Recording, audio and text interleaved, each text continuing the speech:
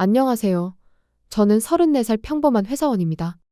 지금은 문제 없지만 고등학교 시절 저는 아무 이유 없이 친구들에게 괴롭힘을 당했습니다. 특히 수지라는 아이가 저를 유독 괴롭혔습니다. 돈을 빼앗고 친구들을 이간질하며 저를 외톨이로 만들었죠. 심지어 뺨을 때리거나 머리채를 잡아 끄는 폭력까지 서슴지 않았고 저는 졸업할 때까지 괴롭힘을 당했습니다. 그 시절은 제 인생에서 가장 어두웠고 힘든 시간들이었습니다. 졸업을 하고는 그들을 볼 일이 없어졌고 저는 그 시절을 잊고 평범하게 살아가려 노력했습니다.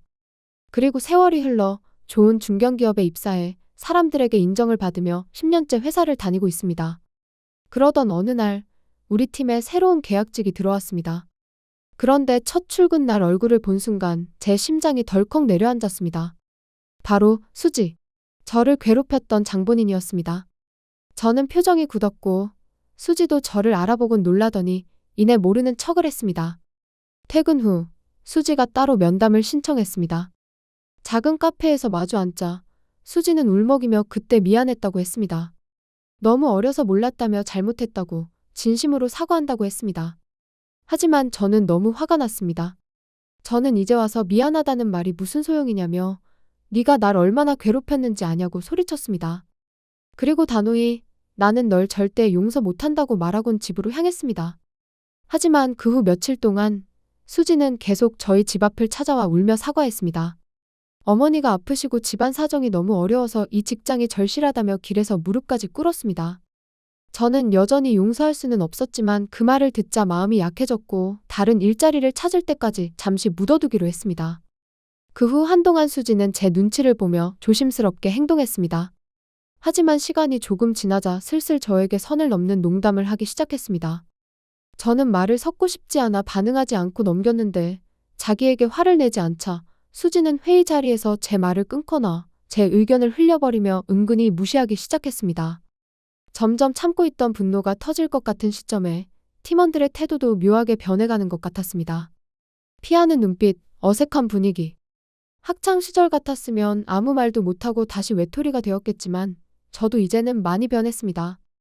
저는 팀원들을 따로 불러 직접 물었습니다. 내가 뭘 잘못했는지, 왜 다들 피하는 것 같았는지. 그제야 알게 됐습니다. 수지가 제 뒷담화를 퍼뜨리고 있었다는 사실을. 제가 잘난 척만 하고 다른 팀원들을 무시하는 말들을 하고 다녔다는 겁니다. 저는 팀원들에게 당당히 말했습니다. 그건 사실이 아니야. 내가 어떻게 여기까지 왔는지, 어떻게 이래왔는지 알잖아.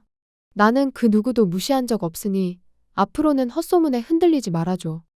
팀원들은 고개를 끄덕이며 미안하다고 했습니다.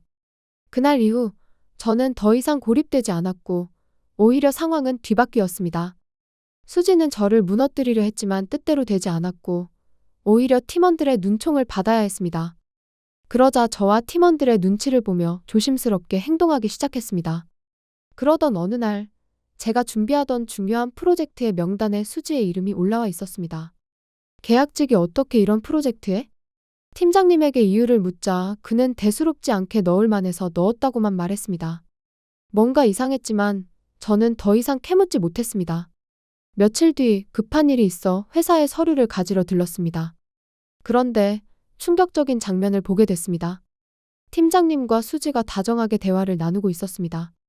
팀장님은 곧 정규직 자리가 날 테니 걱정하지 말라고 했고 수지는 역시 오빠뿐이라고 웃으며 대답했습니다. 어이없게도 유부남인 팀장님과 수지는 내연관계였던 겁니다. 그 순간 팀장님이 무심히 수지 어머니의 안부를 물었습니다. 아직도 춤추러 다니시냐고. 그러자 수지는 태연하게 엄마가 춤바람이 나서 매일 춤만 추고 다닌다고 말했습니다. 그 말을 듣는 순간 제 몸이 얼어붙었습니다. 눈물로 호소했던 어려운 집안 사정과 아픈 어머니 이야기는 모두 거짓이었던 겁니다. 저를 속이고 동정심을 이용하기 위해 꾸며낸 이야기였던 거죠.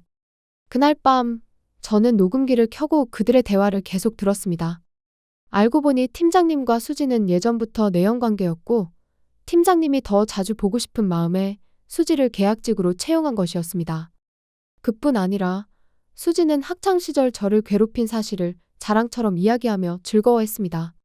수지는 제가 다시 예전처럼 무너지는 모습을 보는 게 재미있을 것 같다며 팀장님에게 저를 괴롭혀 달라 말했습니다. 그 순간 저는 더 이상 참을 수 없었습니다. 고등학교 시절의 기억이 생생히 떠오르면서 이번만큼은 절대 침묵하지 않겠다고 다짐했습니다. 그날 밤 모아둔 대화 녹음과 사진들 그리고 과거 학폭 사실을 정리해 다음날 아침 회사 내부 게시판에 그대로 올려버렸습니다. 팀장님과 수지의 불륜 정황, 채용 비리, 부당한 프로젝트 참여까지 모든 것이 적나라하게 드러났습니다. 게시판은 순식간에 댓글로 폭발했습니다. 팀장님은 얼굴을 들지 못했고 수지는 창백해져 아무 말도 하지 못했습니다. 그러나 이내 수지는 이를 악물고 저를 향해 고래고래 소리쳤습니다. 저를 가리키며 결국 하는 짓이 찌질한 고자질이냐고, 그러니까 왕따나 당한 거라며 악을 썼습니다. 순간 사무실은 싸늘해졌습니다. 모두가 저를 바라봤습니다. 예전 같았으면 저는 그 자리에 얼어붙어 아무 말도 못했을 겁니다. 하지만 이번엔 달랐습니다. 저는 수지 앞에 한 걸음 다가서서 단호하게 말했습니다. 그래, 네 말대로 나는 괴롭힘을 당했지. 하지만 그건 내가 약하기 때문이 아니라 네가 나빴기 때문이야.